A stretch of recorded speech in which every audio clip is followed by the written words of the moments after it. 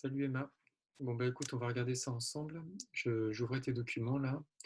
Donc je vois une première petite croix violette ici. Alors quand on regarde le résultat du calcul. Déjà ce calcul c'est un déterminant, donc là tu devrais avoir des barres verticales.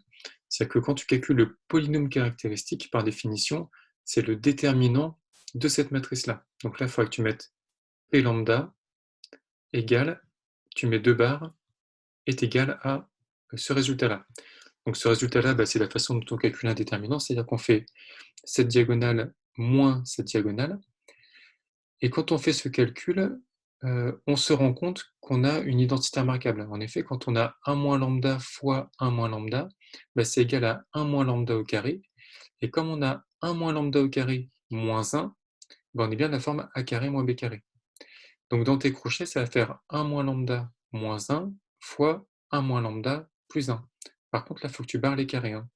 Il n'y a pas de carré parce que dans la formule, c'est a moins b, a plus b. Et toi, c'est comme si tu avais mis a carré moins b, a carré plus b.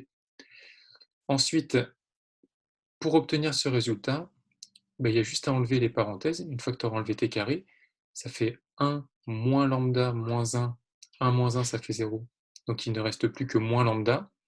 Et là, on a 1 moins lambda plus 1 plus 1, ça fait 2. Donc on a bien moins lambda plus 2. Voilà, ça explique déjà cette première croix.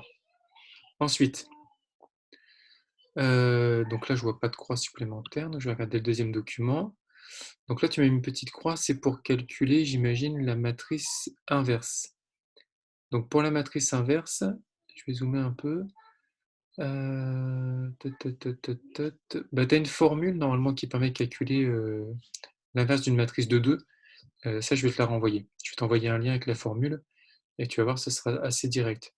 Normalement, pour les signes que tu as mis ici, les petits signes collés à un papier, tu devrais avoir plus, moins, moins, plus.